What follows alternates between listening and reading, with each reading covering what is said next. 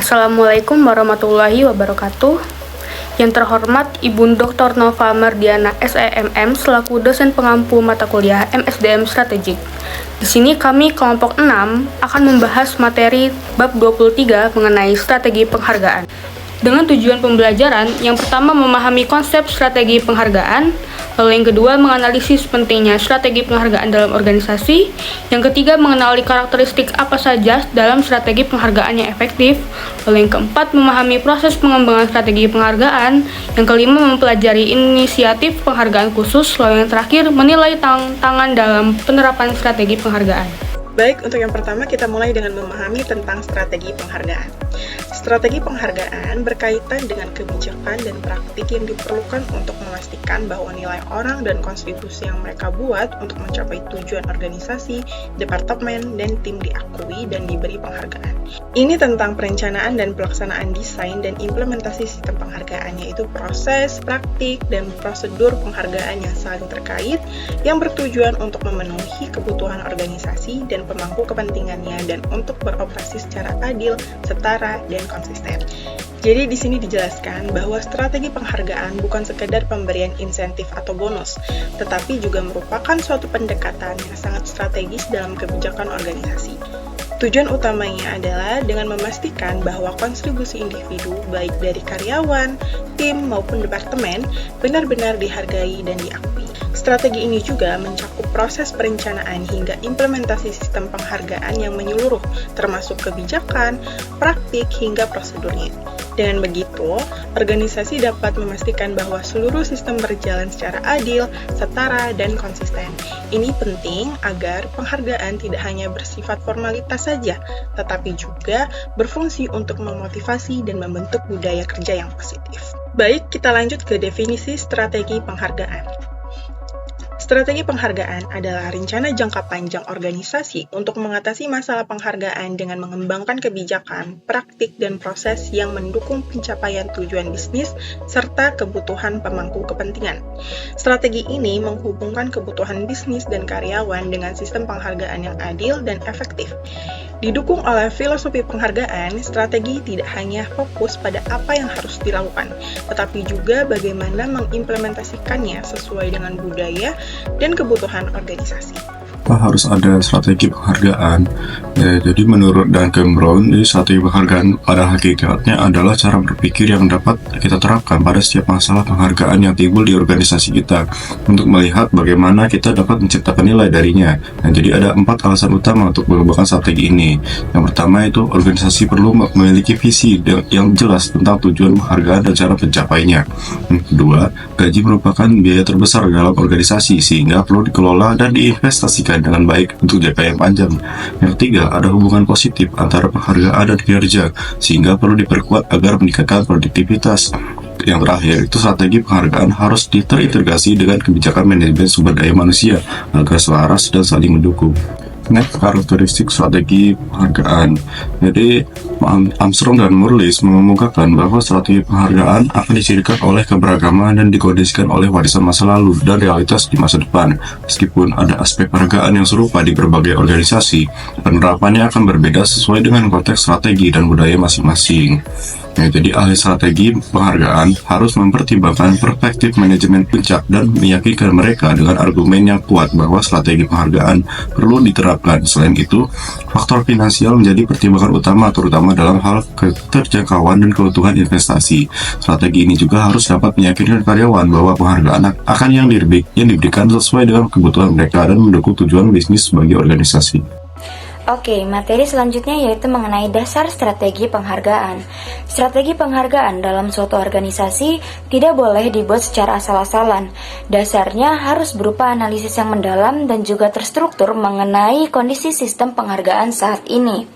Nah, analisis ini tuh mencakup evaluasi terhadap apa yang sudah berjalan dengan baik, serta apa yang masih kurang atau bermasalah. Salah satu metode yang dapat digunakan adalah analisis kesenjangan atau gap analysis.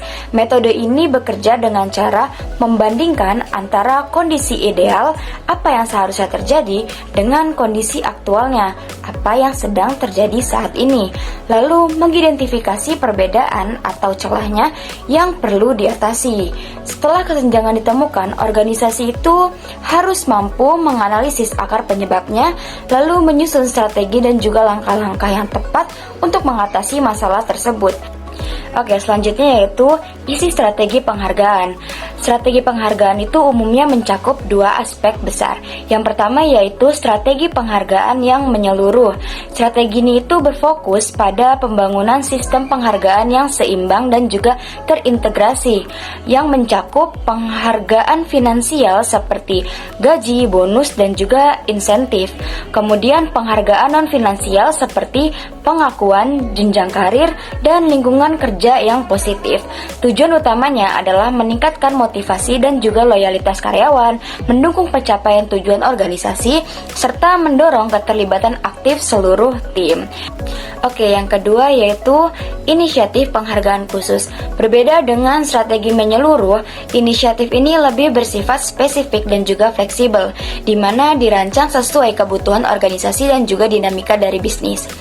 Contoh inisiatif penghargaan khusus yaitu adanya pengembangan sistem imbalan total atau total reward system, kemudian adanya pembayaran berbasis kontribusi atau hasil kerja, atau bisa disebut pay for performance.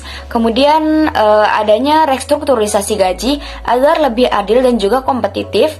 Kemudian sistem evaluasi kerja yang transparan dan juga objektif. Juga ada peningkatan manajemen kinerja dan komunikasi dari dua arah.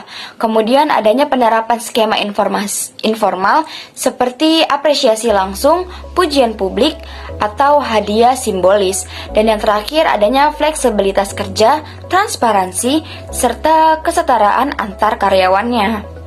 Jadi, di dalam inisiatif penghargaan khusus itu memiliki beberapa contoh dalam melakukan implementasinya. Seperti yang pertama yaitu pengembangan pendekatan imbalan total, yang dimana setiap aspek imbalan seperti gaji pokok, gaji kontingensi, tunjangan karyawan, dan juga imbalan non finansial seperti imbalan intrinsik yang diperoleh oleh karyawan itu sendiri dikala dia mengerjakan tugasnya, yang dimana dari semua aspek imbalan itu nanti akan diintegrasikan dan juga yang akan diperlakukan sebagai satu kesatuan yang terintegrasi dan juga koheren. Lalu yang kedua itu seperti penggantian metode pembayaran kontingensi yang berlaku saat ini dengan skema pembayaran berdasarkan kontribusi yang diberikan oleh karyawan kepada perusahaan. Lalu yang ketiga ada penggantian skema evaluasi pekerjaannya, sudah ada dengan skema evaluasi yang lebih mencerminkan nilai-nilai organisasi dan juga yang kurang birokratis terhadap tugasnya sendiri. Lalu yang keempat ada peningkatan proses manajemen kinerja sehingga memberikan dukungan yang lebih baik bagi pengembangan budaya kinerja perusahaan dan juga mengidentifikasi setiap kebutuhan perusahaan. Lalu untuk contoh yang kelima itu ada melakukan pelaksanaan tinjauan kesetaraan upah dengan tujuan untuk memastikan bahwa pekerjaan yang bernilai sama yang dengan apa yang dibayarnya secara setara. Baik, kita lanjut saja ke contoh yang keenam. Ada program komunikasi yang dirancang untuk menginformasikan kepada semua karyawan tentang kebijakan dan juga praktik organisasinya. Baiklah, di saat ini saya akan menjelaskan materi tentang perumusan dalam strategi penghargaan. Jadi dalam merumuskan strategi penghargaan ini akan melewati 4 fase dalam melakukan pengembangan utamanya. Jadi yang dimana di fase pertamanya itu ada fase diagnosis, yang dimana di fase ini organisasi akan melakukan pengembangan utamanya itu seperti menentukan tujuan dari sistem penghargaan yang berlaku, lalu mengevaluasi kebijakan dan juga praktik penghargaan yang sudah ada sebagai acuannya. Lalu yang kedua itu ada fase desain terperinci. Nah, jadi dalam fase atau tahap ini organisasi itu nanti akan melakukan pengembangan utamanya itu dengan langkah-langkah seperti merancang perbaikan dan juga perubahan spesifik terhadap sistem penghargaannya, lalu juga membentuk penghargaan yang berbentuk baik itu moneter maupun yang non moneter. Lalu yang tiga itu ada melakukan tahap atau fase pengujian akhir dan juga persiapan akhirnya. Di fase terakhir yaitu fase implementasi dan juga evaluasi. Oke, selanjutnya itu ada model proses pengembangan strategi penghargaan. Nah, di sini ada gambar 23.1. Jadi, model ini itu mencakup banyak ketentuan untuk konsultasi, keterlibatan, dan komunikasi dengan para pemangku kepentingan yang meliputi para manajer senior sebagai pengambil keputusan utama, serta karyawan dan manajer lini. Namun, dalam praktiknya, perumusan strategi penghargaan itu jarang dilakukan dengan proses yang logis dan linear seperti ini. Oleh karena itu, strategi penghargaan harus terus berkembang, dikarenakan strategi tersebut harus merespon perubahan dalam persyaratan organisasi yang terjadi sepanjang waktu. Strategi tersebut mengharuskan mereka perlu melacak tren yang muncul dalam manajemen penghargaan dan pandangan mereka dapat diubah sebagaimana mestinya, selama mereka tidak terburu-buru mengikuti tren terbaru. Nah, dari penjelasan tadi, dapat disimpulkan bahwasanya strategi penghargaan secara formal sebagai dasar perencanaan dan komunikasi. Namun, ini tidak boleh dianggap lebih dari sekedar selembar kertas yang dapat disobek ketika kebutuhan organisasi berubah. Dan itu pasti akan terjadi, jadi bukan hanya lempengan batu. Strategi penghargaan yang efektif adalah strategi yang memberikan arah yang jelas, mulai dari perencanaan sampai implementasi. Artinya, penghargaan yang diberikan ke karyawan itu bukan cuma formalitas atau rutinitas, tapi memang dirancang secara strategis supaya membantu perusahaan mencapai tujuannya. Menurut Duncan Brown, strategi ini punya 3 komponen utama. Pertama, mereka harus memiliki tujuan yang jelas dan hubungan bisnis yang jelas tujuan. Contohnya, kalau perusahaan ingin meningkatkan penjualan, maka penghargaan bisa diberikan ke karyawan yang berhasil mencapai target penjualan. Yang kedua, harus ada program gaji dan penghargaan yang dirancang secara baik, disesuaikan dengan kebutuhan organisasi dan karyawan-karyawannya, serta konsisten dan terintegrasi satu sama lain. Artinya, setiap organisasi dan karyawan mempunyai kebutuhan yang berbeda-beda. Maka, sistem gaji dan penghargaan harus disesuaikan. Nggak cukup cuma hanya gaji pokok, tapi harus ditambah sama insentif yang sesuai dengan performa. Tetapi harus diberlakukan secara konsisten dan juga adil. Dan yang terakhir ada strategi orang-orang tertentu. Penghargaan akan lebih efektif kalau misalnya diberikan secara adil dan transparan, serta harus melibatkan pihak manajemen sumber daya manusia yang peduli. Jangan sampai penghargaan diberikan secara pilih kasih, karena itu bisa menurunkan motivasi karyawan lainnya. Berikutnya adalah strategi penghargaan dan manajemen lini.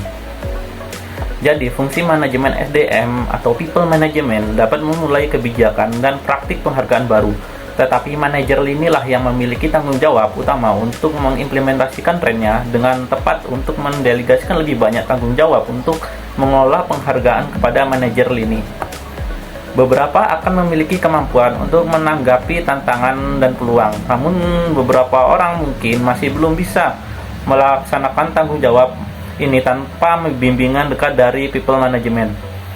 Manajer mungkin tidak selalu melakukan apa yang diharapkan people management dari mereka, dan jika dipaksa, mereka mungkin setengah hati tentang hal ini. Ini menempatkan tanggung jawab pada spesialis SDM dan penghargaan untuk mengembangkan kemampuan manajer lini. Untuk memulai proses ini dapat dengan mudah diimplementasikan oleh manajer lini untuk mempromosikan pemahaman dengan mengkomunikasikan apa yang terjadi, mengapa itu, dan bagaimana hal itu akan mempengaruhi semua orang. Selanjutnya masalah dengan konsep strategi penghargaan. Menurut Trevor, tahun 2009 nomor 21 menyatakan bahwa gaji dipandang sebagai sarana untuk menyelaraskan aset paling strategis perusahaan, karyawan mereka dengan arah strategis organisasi, dan bahwa teori gaji strategis didasarkan pada gagasan pilihan strategis. Namun, ia mengklaim bahwa rasionalisme terbatas dan menunjukkan bahwa sistem gaji cenderung dipilih karena legitimasinya.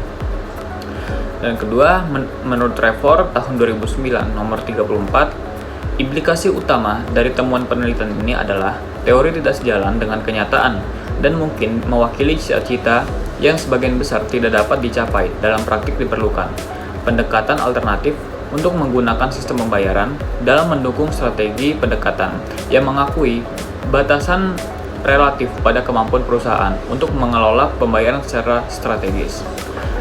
Dan adapun menurut Wright dan Nisi tahun 2006 nomor 11, yaitu tidak semua praktik SDM yang dimaksudkan benar diterapkan, dan praktik yang diterapkan mungkin seringkali diterapkan dengan cara yang berbeda dari tujuan awalnya. Selanjutnya saya akan membahas tentang studi kasus strategi penghargaan perusahaan British Telecom. Strategi penghargaan di British Telecom merupakan sebuah gambaran umum yang menunjukkan arah umum yang seharusnya diambil oleh manajemen penghargaan untuk 90.000 staf di British Telecom, dengan menekankan pada penerapan pendekatan yang lebih holistik dan total. Pendekatan penghargaan yang digunakan perusahaan British Telecom menggunakan berbagai macam penghargaan, yaitu gaji, bonus, tunjangan, dan pengakuan, untuk merekrut dan mempertahankan orang-orang terbaik, serta untuk mendorong dan menghargai prestasi di mana tindakan dan perilaku konsisten dan nilai-nilai British Telecom. Yang kedua ada studi kasus DSJ Internasional tentang menyelaraskan penghargaan dengan rencana bisnis.